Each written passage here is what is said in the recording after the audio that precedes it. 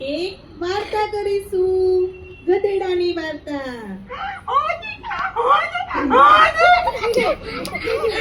એક મોટું ગામ હતું અને ગામમાં એક વેપારી રહેતો હતો અને એની પાસે એક ગધેડો હતો.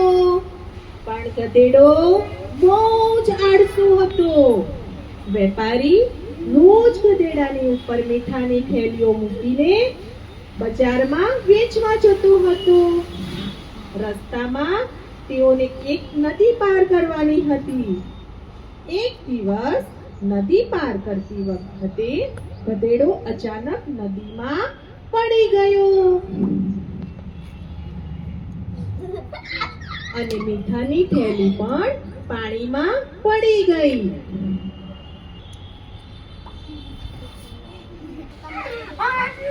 મીઠાથી ભરેલી થેલી પાણીમાં ઓગળી ગઈ અને તેથી બેગ ખૂબ જ હલકી થઈ ગઈ.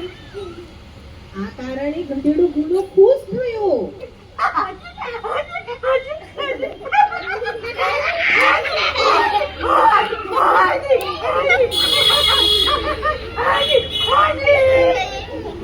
ગધેડો રોજ એ જ યુક્તિ કરવા લાગ્યો.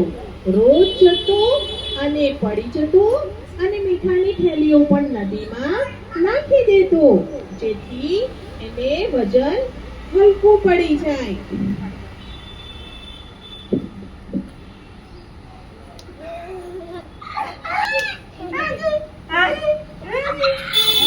મીઠું વેચનારને ગધેડાની આ યુક્તિ સમજમાં આવી ગઈ.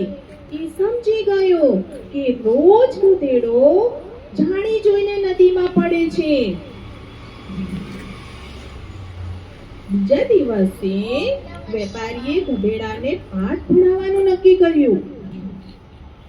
બીજા દિવસે ગધેડાને એની પીઠ ઉપર વેપારીએ મીઠાની થેલીની જગ્યાએ રૂની થેલી મૂકી. રોજની ટેવ પ્રમાણે ગધેડો ફરી પાણીમાં પડી ગયો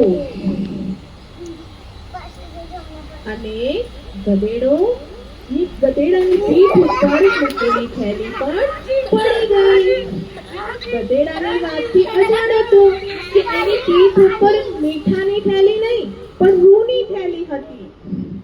હવે રૂ પાણીમાં પડવાથી રૂનું વજન ભારે થઈ ગયું અને ગધેડાને વજન ભારે વેઠવી પડી.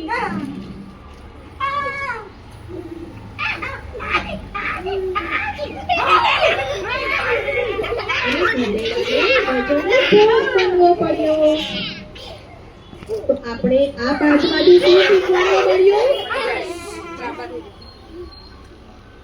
કે તે દિવસથી ગધેડાએ કોઈ ચાલ ન કરી અને વેપારી ખુશ થઈ ગયો. તો આપણે આ પાઠમાંથી શું શીખવાનું મળ્યું? ભાગ્ય હંમેશા આપણો સાથ નથી આપતું. હંમેશા આપણે આપણી બુદ્ધિનો જ ઉપયોગ કરવો જોઈએ.